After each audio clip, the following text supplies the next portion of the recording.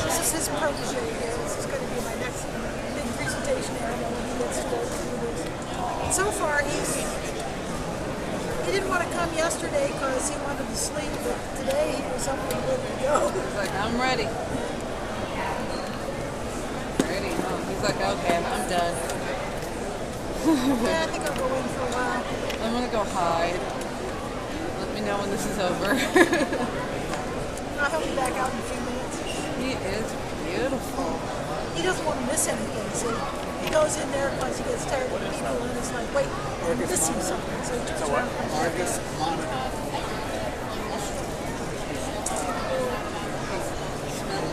He's looking for another tree.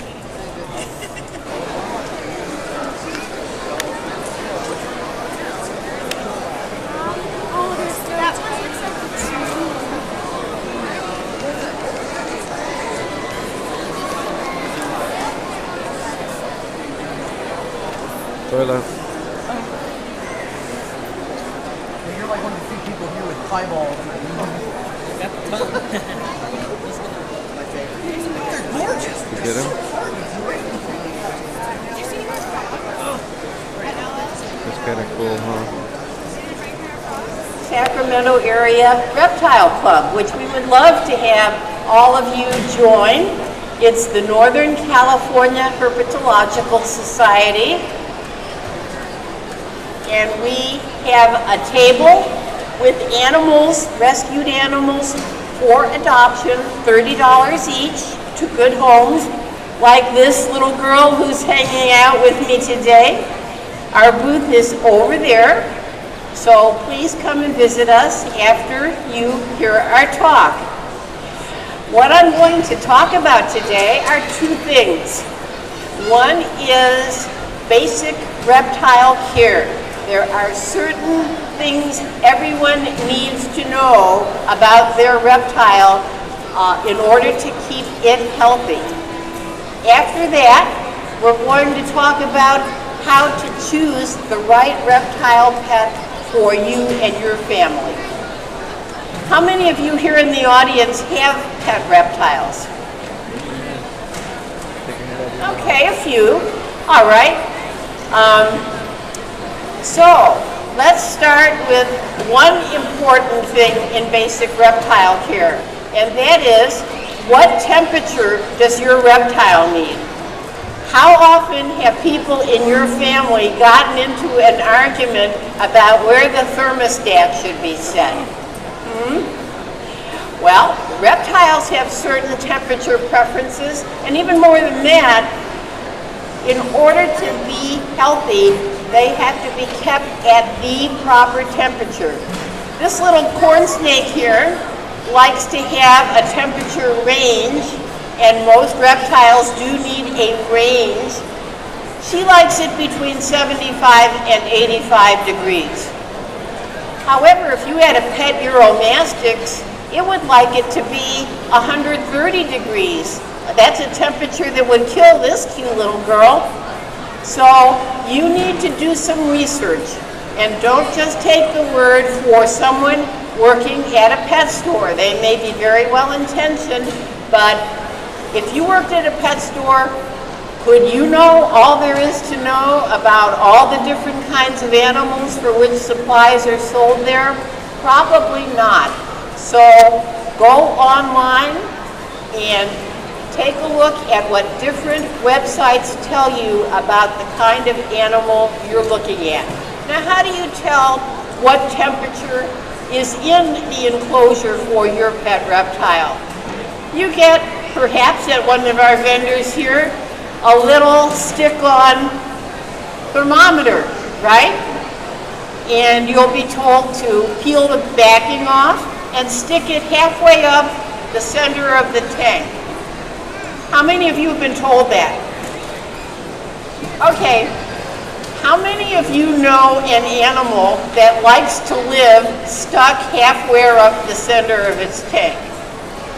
Not very many. So you do not want to peel that backing off. You want to move that thermometer around the cage where your animal is going to be, either on the bottom or on shelves, and check the temperature in various places, not just once, but fairly often, at least once a week. So temperature is crucial to their good health. They cannot digest their food otherwise. Another important feature, a veterinarian.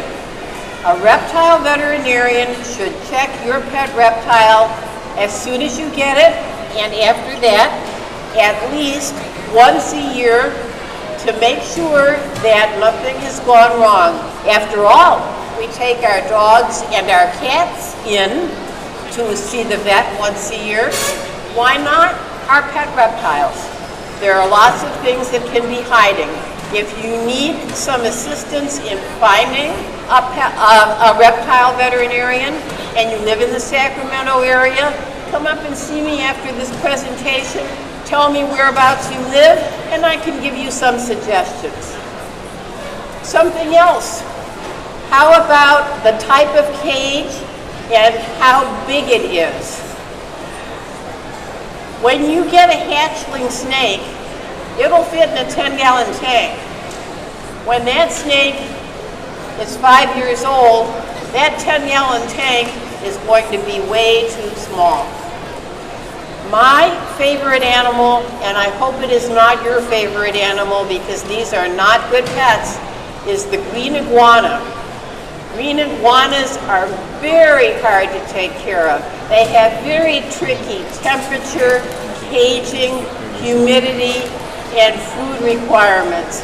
If you do have a green iguana and you would like to pick up one of my care sheets, just ask me after the presentation. It's only one page for people with short attention spans, and I'd be glad to talk with you about that.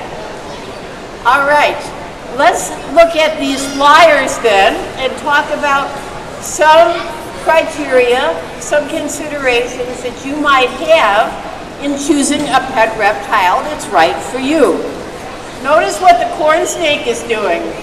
She's going right down my shirt sleeve. It's warm, dark, and quiet down there. It's a very good place if you're a corn snake, not a very good place if you're a human being. Okay, I'm going to go over what's on this page then. How do you choose a reptile pet?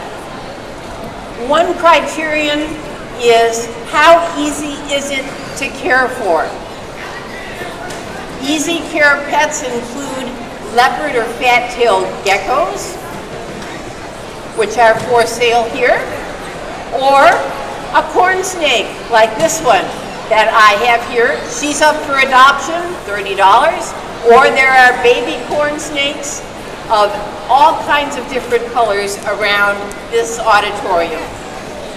What is not an easy care pet? As I said, green iguanas, of which I have a house full because no one else will take them in for rescue. How about a nice reticulated python? Would you like to have a snake that gets to be about 25 feet long? Would that work well in your household? Would it eat your cat, your dog, maybe some of the kids? Okay, unless you're an expert, that's not a good snake if you're looking for an easy care pet.